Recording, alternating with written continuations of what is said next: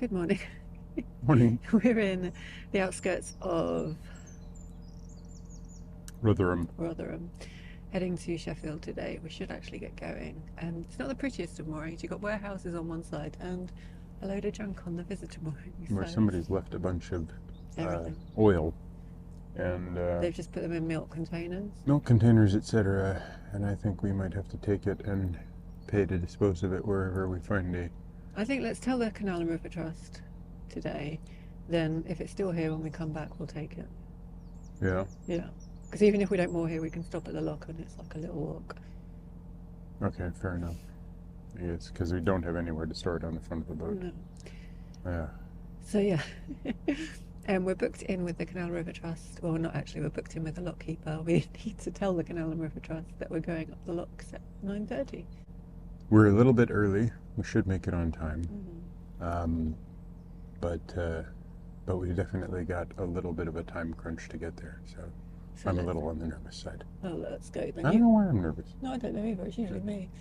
Yeah. Well, I'm not nervous about the trip. I'm just more nervous about making it on time because we've got to get to Holmes Lock and ideally be there at 9:30. And in between us, then there is Rotherham Lock, which until you told me last night is known to be tricky. I wasn't this nervous. Now I'm all like, what's going to happen? But we've got the lock keeper's phone number, so if there's any issues, we can just call them. Yeah. So All right, so we're we on need our to way. go. Assholes are people too. Yeah, somebody's a real scumbag. It's true. And then both of us picked up an end of the rope, but now I was all like, well, the sensible thing would be to tug on the end of the rope that doesn't have the loop.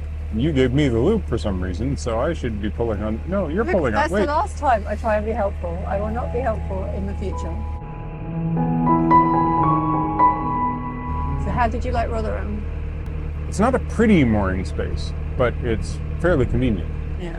Rotherham is definitely a town in transition, and that transition seems to have been playing out for like quite a long time because there's all these beautiful old buildings. It's not that it's a rough area, like there are definitely rougher areas. It's just that it's clearly had a recent and fairly substantial economic transition.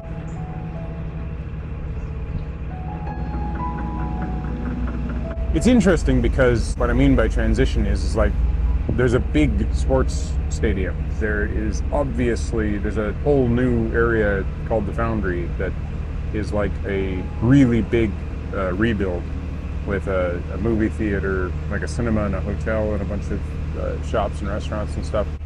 The indoor market was rebuilt at some point in the past, relatively recently, I guess, and so there's this large indoor market near the Tesco's, but that also has a whole bunch of construction going up around it and stuff. So some fairly substantial stuff is going on. This is the bonded warehouse / industrial storage facility. The context of a bonded warehouse is something that seems to be part of sort of English industrial heritage. There's a place, and it's been given, I believe it's a government bond or it's insured in some way to be able to take deliveries from industry and hold it and then retransmit it elsewhere and there not be taxes on it in some fashion. Oh, I see. Well, they just seem to be holding metal to... Well, yeah, it's all, this is all steel. This is all rolled steel, right? So this is just raw steel in different sizes, and some of it's stainless and some of it's not. That forms the majority of this section, and then over on this side there's more steel, including some great big, rectangular ingots that are just absolutely enormous. See, there's some stainless steel. And your finger in mine. Okay.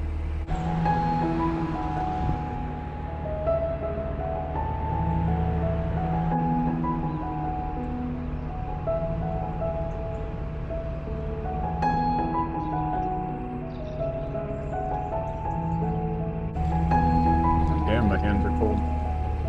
It's cold today. Yeah.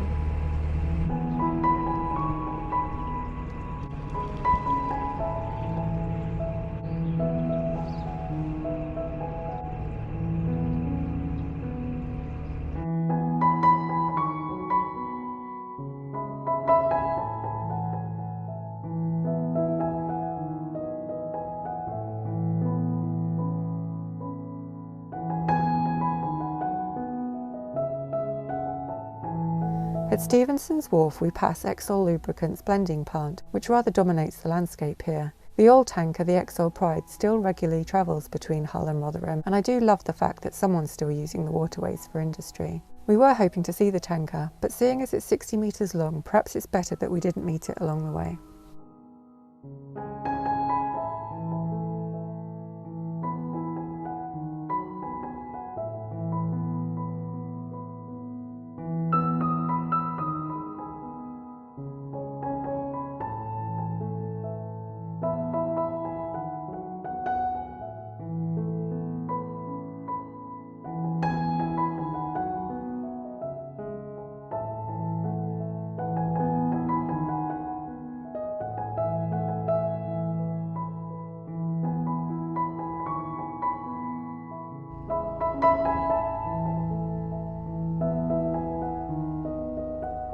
I'll get them the rest of the way. So we got to Rotherham Lock, which is just outside the station.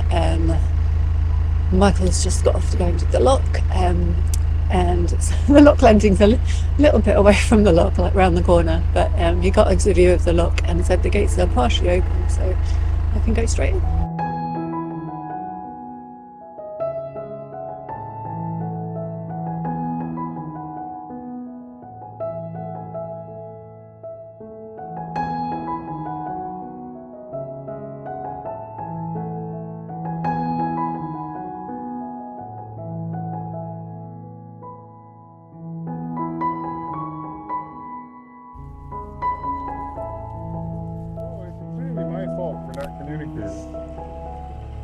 I'm the one that should be reprimanded.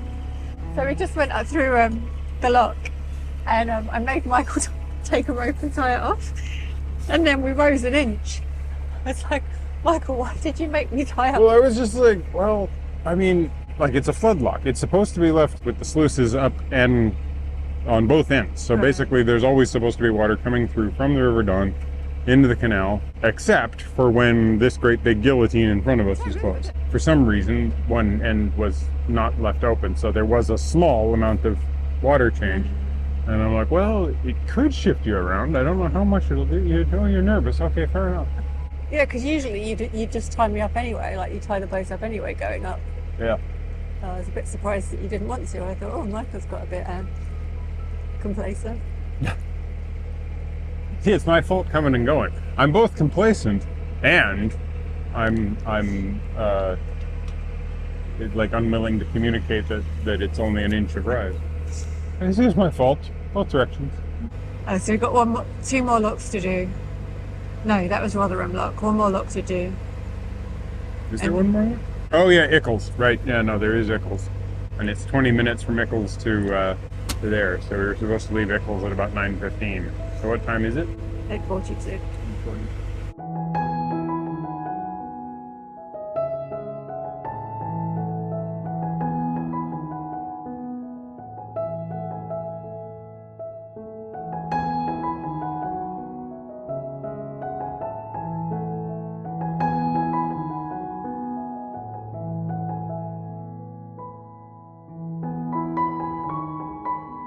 There's a sign up here telling us which way's the weir and which way's the navigation, but it's all covered in trees.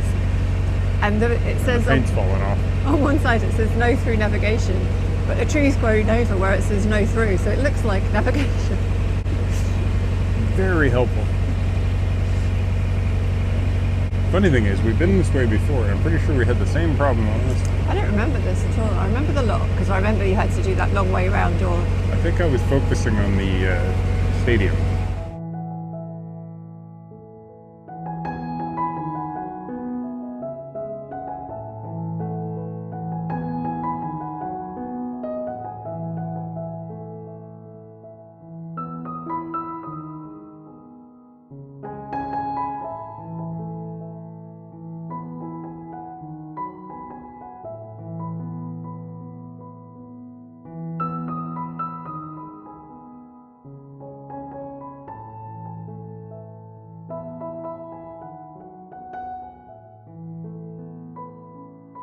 So we've arrived at Ickles Lock, and we nearly missed the lock landing because again it was a little ways away.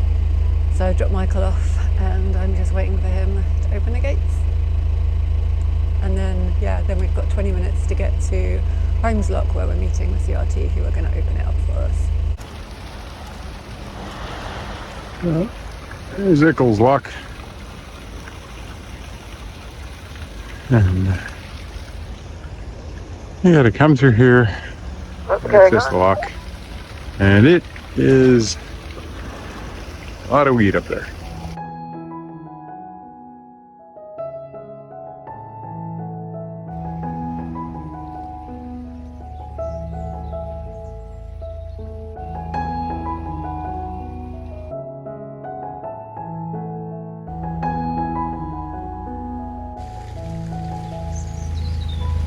You do get the impression that this lock could use a scrubbing and a lick of paint.